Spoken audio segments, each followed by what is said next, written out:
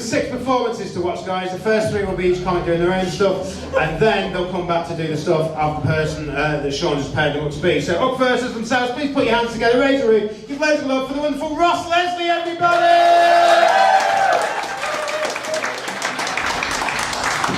I don't know why the fuck I went to the back of the room. I knew it was coming on first. Okay, so more steps than I need. My name's Ross. I am a Scottish person. I don't need to be told that because I look it. There's a very Scottish look. A fat bald man with a ginger beard. We kind of all look like this in a way. I can unlock 4 of my friends' phones. Face ID straight in there. And my sister's. It's a very Scottish look. I live in Fife. Anyone else from Fife here? Whereabouts? I can't see because the lights. Whereabouts? No. Did everybody else hear the noise there? There. I'll move on. I live in Fife. I'm from Edinburgh. I moved to Fife because it's cheap as fuck. Yeah, especially for housing. We sold our 2-bed flat in Edinburgh and we bought Fife. We own Fife. 95 grand. It's quite weird, see, living in a city like Edinburgh, moving to a wee village, because we live in a wee village now, and especially when it comes to like news stories, the biggest the news stories in Edinburgh and other big cities like shootings and gangland stuff, nothing like that happens where I live. The biggest news story in my village this week is a missing snake. That's what counts for news where I live. Now, what I loved about this news story about the missing snake is it took the time to describe it. It said it was brown with black specks. Like, we're not fucking Australia. If there's one going about the streets, I'm pretty sure it's going to be the missing one. Like, no, that's the one that's always outside Scotland. Like, what the fuck? Also described its personality. It said it was good-natured and gentle, like it was a Tinder profile. Pretty shag the snake, man. This is me doing my second job of the day. My other job is I work on the Royal Mile. I'm a historical tour guide. I take people around Edinburgh Castle and stuff like that. I always say that's the easiest out of my 2 jobs because you're basically just making up shit for very gullible American tourists who believe anything you tell them. One time I walked past an old school on the Mile. I was like, guys, this is where Shrek went to school. And a woman from Tulsa in Oklahoma kind of believed me because she went, oh my God, what happened to the swamp, sir? And it's like, I don't know, climate change.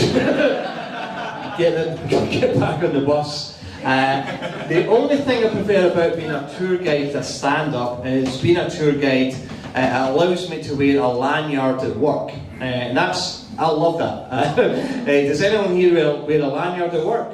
A few people who can't see because the lights. What do you do? Construction manager. Construction manager. I thought it was going off my head. Thank you so much. That's our classic lanyard job in a construction game, of course. Is that why you got into it?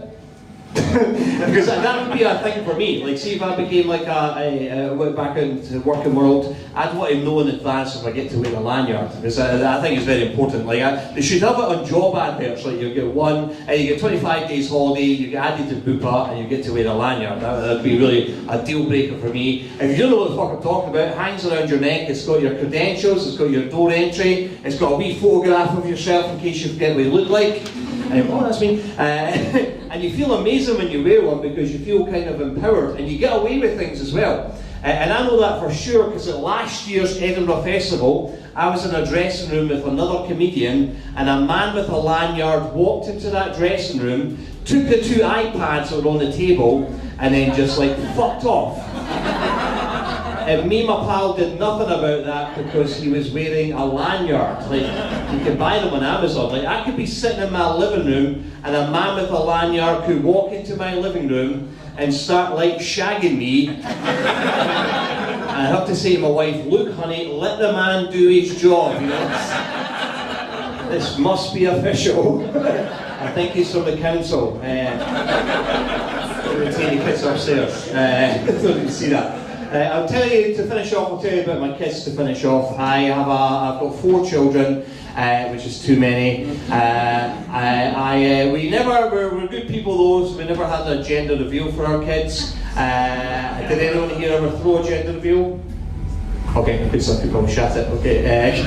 If you don't know what it is, by the way, so we're a couple, invite all their friends and family around to the house to reveal the gender of their upcoming baby, and they do using colours. If they have a boy, they make a blue thing that happens. Then if a girl, they make a pink thing that happens. Me and my wife never had one, because we're not pricks. Plus, I'm colourblind. I believe, oh no, a grey baby, that's going to be shit. But I went to one time, somebody from my wife's work went to it, didn't know anybody at this party. What I didn't know was happening at the party was the dad was finding out the gender of his baby for the first time as well. So it was a lovely wee surprise for him. But the dad was a big Celtic fan. If you're not from around here, you might not know Celtic are a green and white football team. They're big rivals. Rangers they wear blue, red and white. And they were having a boy, and his wife knew that under no circumstances he would allow anything blue to happen on his property. So she made it green balloons that were revealed from the basket. And I got asked to leave for congratulating them on having a leprechaun. Didn't know they were Irish and I technically committed some sort of hate crime. But as I say, me and wife never had one because we've got 4 sons, like the way we shag makes boys. It's science, I don't know how it works. But people act really weird. See, if you've got all the one gender of kid, people say weird things to you because they assume you might want a different one. Especially for us between kids 3 and 4, people come up to me and my wife say things like, oh, are you going to have another baby so you can have a girl? One day somebody said to me, are you trying for a girl? It's like, no, I'm trying to shag my wife here. Please leave the room, you know. I don't care what lanyard you've got on, this is highly inappropriate. You guys have been lovely, I've been Ross, as I was saying, come back.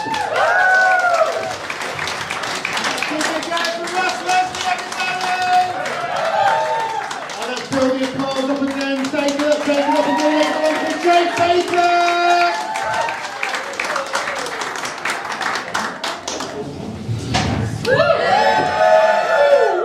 Everyone alright? Yes! Nice to be up in Edinburgh. I've got my first review for my show. Yeah. You want to hear it? Yeah, I wrote it down, here we go. I could listen to his jokes all day. And still not laugh once. What's that? Hey, it was from The Guardian. Pretty good. Obviously not the newspaper, just my mum was in.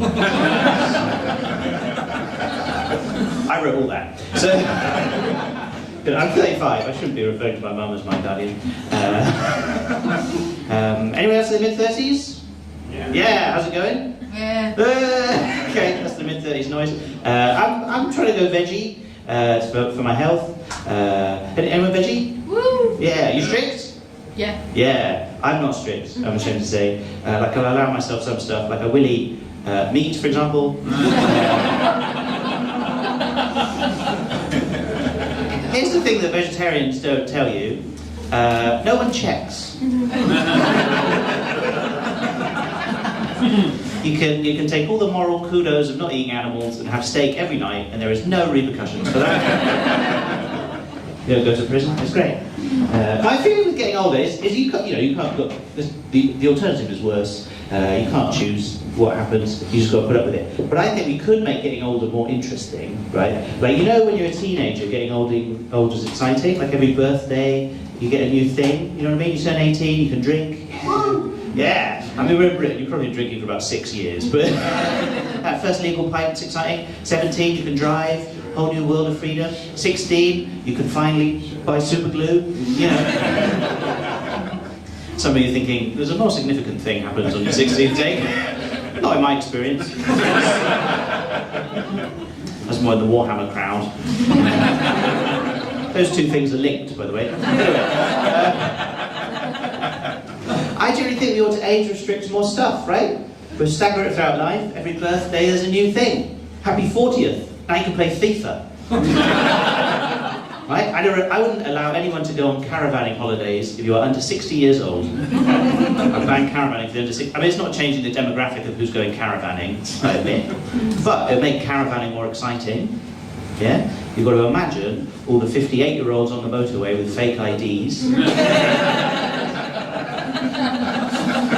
Yeah, there's a frisson, the rule breaking. It's exciting, you know. Groups of 58-year-olds would get together because one of them's got an older brother. It'd be fun. No, I think it's important. I think as you get older, you've got to keep learning. That's the point. You know, you've got to be humble and say that admit you don't know everything. Keep learning. Like, I've been trying to learn Italian recently. I was using Duolingo, but I find the owl to be too judgmental. I don't like him. But I still want to learn Italian. So I read that the best way to learn a foreign language is just to speak to someone who speaks the language. Right? The problem is I don't know anyone who speaks Italian, but I've got a plan. I have changed the language settings on my washing machine. Smart. I mean, the floor, I do now have the conversational skills of a hot point eco bubble. You ready? Controllare il vazio del detersivo. That's pretty good, right? Yeah. Controllare il vazio del detersivo. That means check detergent tray. People always say to me, Jake, why has your washing machine got language settings? It's a good question. I honestly don't know. But I can tell you, since I put it in Italian, it does get bolognese sauce out better. I've been trying to read more. That's my thing. My girlfriend's a big reader. She loves to read. But in 2024, we challenged ourselves that we would try and read 30 books in a calendar year. Right? She read her 30th book in like July. She did really well. She read nearly 60 books in 2024. I read my 30th book in December, and the main reason I managed to do that was because in December I babysat my 3-year-old nephew. I read him We're Going on a Bear Hunt 26 times. It's great. I don't know if you've ever read Going on a Bear Hunt to a 3-year-old. You feel like a DJ at a rave dropping the beat. He's loving it. Can't go over it, can't go under it, gotta go through it. Yeah! It's great. Love it. I love it. I'm jealous of how happy something so simple makes him, you know what I mean? 35-year-old, you don't feel that level of joy. Is that sad? I mean, as you get older, you sort of get used to your emotions more, you know what I mean? You don't feel so excited about just like the concept of cake. But you also don't feel the sadness so much, you know? It's a long time since I burst into tears on a train. Because I didn't get to push the button that opened the door. 5-6 years. So, anyway, I've been Jake Baker. Thanks very much to you and me.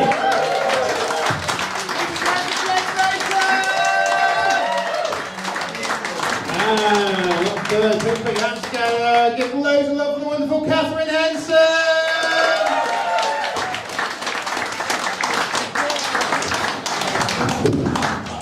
Hello? Fine, nobody says hi back. That's good. That's good. No, whatever. It doesn't matter. I like the ladies in the front row, though.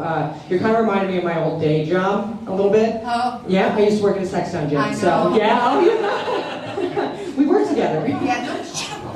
Well, everybody else is very nervous. It's a sex dungeon, but there's no sex there. I know it's very misleading calling it a sex dungeon, but this was in New York City. You can't have sex for money. You can't fuck losers for free. So I've done a lot of that myself outside of the dungeon. But in the actual dungeon, there's no sex, no hand jobs, no blow jobs, just nipple twisting, cross-dressing, pooping on people. Tuesdays. So. You guys are reacting the way my mom did. When I told her I was working in a place like this. She was like, what do you mean you're working in a sex dungeon? No, you went to university. And I was just like, Mom, relax, all right, I'm the manager. Of the whole dungeon, okay? It's a lot of responsibility. So what I learned working there, and I'm feeling in the room right now, people judge sex workers pretty harshly. Look, people judge people. That's the #1 activity today, judging one another for choices that don't affect each other. But sex work, very high on this list. But for me, I just took a job. Like, I'd been a manager of other offices, and that's what I was doing in this place, bringing my experience to this dungeon, which had been in high-end hospitality. I don't know if you guys know about white glove customer service, but everything is yes with a smile. The impossible becomes possible. Everybody's a VIP, no matter what they want. And that's the energy I brought to the dungeon. Very different than the baseline vibe. I'd be picking up the phone like, hello? Martin, so great to hear from you. How was your weekend? How are the kids?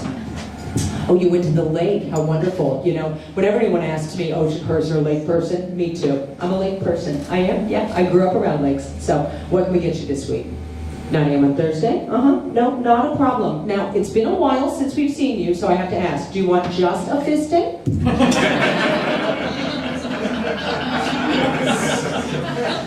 Oh, it's your birthday?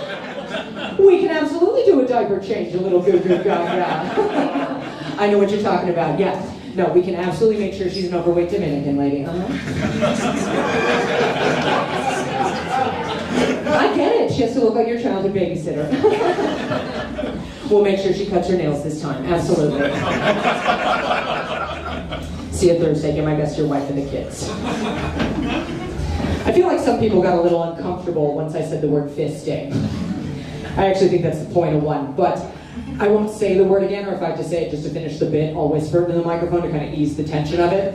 You know, like, fisting. Makes it easier to digest. No pun intended. Look, I'll agree with you guys. It's not for me, especially not at 9 a.m. That feels early for a fisting. I don't know, I'm looking at this guy's shirt, and he's like, it's 5 o'clock somewhere.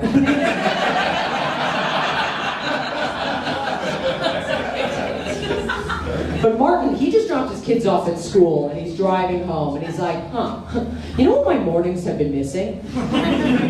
Fist in my ass. I guess when coffee isn't enough. You need that helping hand to get your day started. As a manager, I didn't have to know how to do it, and I feel like that was obvious once I did it like this. This is not how you do it, okay? This is what you do to truckers when you want them to honk. Not how you insert yourself into a person.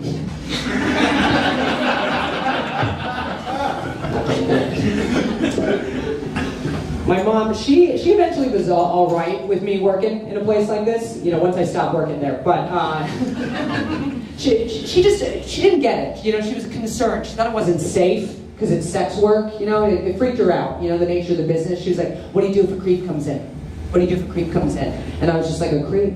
You mean the clientele? Like, we're good, we got 15 women with whips, we'll just round them up, get them over the door. It's fine. But one night she called me up, very American what she said. She was like, listen, I know what you need to do, okay? You need to get a gun there. You need a gun there to protect yourself. And I was just like, not a gun. Give me a break, Mom, we're not teachers. Thank you.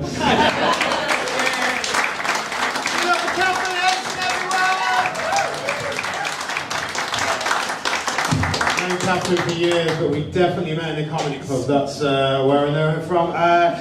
We've seen all three of the acts do their own stuff. Now we're going to mix them up and bring them back as each other. So up first, this time with the material of Ross Leslie. Welcome back to the stage, Jake Baker!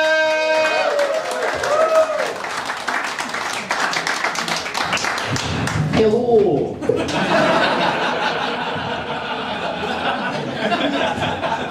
This is a hate crime. Never going to be allowed back in Scotland again. It's really fucking racist. Just to add to the racism, I'm fat and bald, and all Scottish people look alike. So I can unlock my sister's phone. Fucking terrified of her. So, good. Okay. I'm some kind of mayor of Fife. It's a small place. So my only match on Tinder was not a woman, it was a snake. I don't know how he made the profile. I guess he's fat and bald as well, so he unlocked some guy's phone and made a profile of him. That's as far as I got. So, it was, I wish I had a lanyard.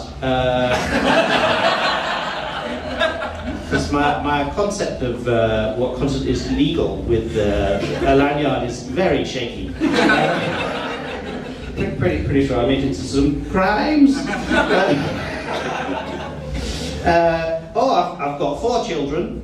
I'm not sure what this accent is anymore. But I'm not going to reveal to you their gender. Because I'm colourblind, and that means I don't know myself.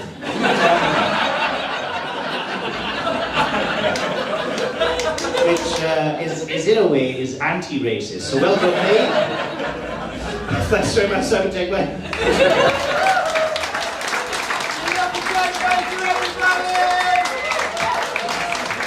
Up next, looking forward to this one with the return of Katharyn Henson. Welcome back to the stage, Ross Leslie!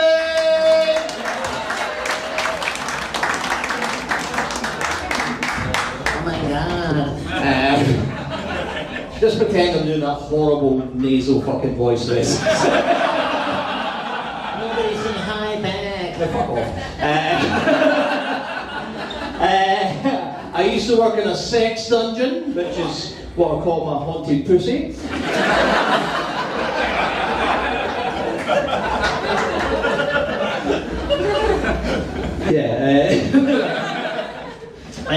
But yeah, I was a manager, which basically you call it manager, other people call it pimp. You can fuck losers for free, which sounds actually very nice. I've got a card later on. There was no BJs or hand jobs, just like standard stuff we do in New York. Freaks that we are, we shite on people. Which sounds so much worse than a Scottish accent. Oh, I poop on somebody, you shite on them. It sounds horrific in this fucking accent. My mum hates me. She thinks I'm a piece of shit, clearly, because she was actually more upset when she found out when she seen me do comedy. Like that's much more degrading than the sex dungeon. I went to university. She never mentioned passing. Explains. She never did. She was quite disconcerting. But she was a manager. I was a manager. Forget I'm Catholic here. I was a manager. People judge sex workers, including me. Still waiting on that refund. I couldn't perform. I brought my experience from other jobs to this dungeon, and I was dealing with sex workers from other jobs. I was a pimp in another job as well. I was basically going to say pimp in 2 different ways. That's so funny. Okay, no worries. Sometimes clients phone up and they give me like information about their personal life. One time a guy phoned up and said he was at the lakes, and says I'm a lake person as well because I'm actually the Loch Ness Monster. That would be much funnier if Katharyn wasn't slim and attractive. She was a fatter person, that joke might have worked. Never mind, okay. I wrote just a fisting. I'm onto my wish list for my wife here. Went to the wrong Google, no, fucking hell. What the fuck? Who's the guy that got slagged off with their shirt? Yeah, I can see one. Okay, 5 p.m. somewhere. I think I've got really run out of bits here. Let's see, well, the bit of the miming of fisting showed a good degree of experience in that fist. That mime, definitely an expert in fisting. But apparently that's not how you do it, and that's why I no longer work for Katharyn. Show us! Show us? Okay, I'll come and fish you right now, man. I can't see you from the darkness, so I'm hoping you're a person smaller than me, because I've just threatened to fist a big, tough guy. I'm going to die. But no, obviously, I've run out of steam here. There's a bit about getting a gun. I'm trying to think, we were supposed to end on a big laugh, but I can't really think of one. So a little bit of a gun. My mum's phone says I should get a gun for this job, and I says, I made a very funny joke, very good joke, I liked it about she's not a teacher, but I thought she was trying to recommend a better way to fist. I know, that's what we're going to end up. Thanks very much.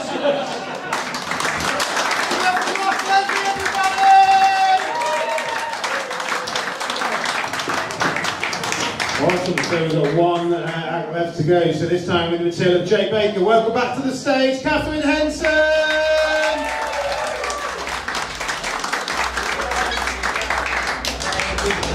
Okay. Woo woo woo. Everyone all right?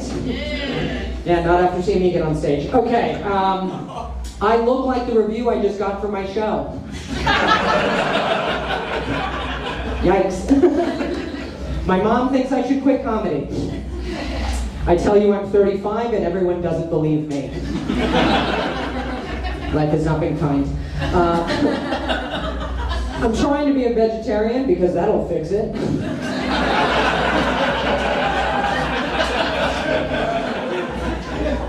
But if I do become a vegetarian, I will still eat meat and I will still put cameras in the women's toilet.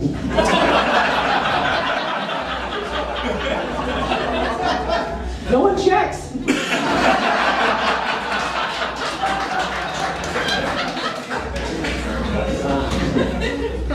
Just a fun fact, you can't buy super glue unless you're 18, but I've been sniffing it since I was 12.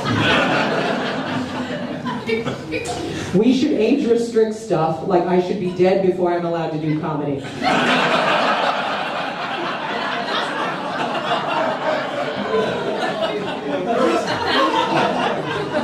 I'm the human embodiment of a washing machine covered in bolognese sauce.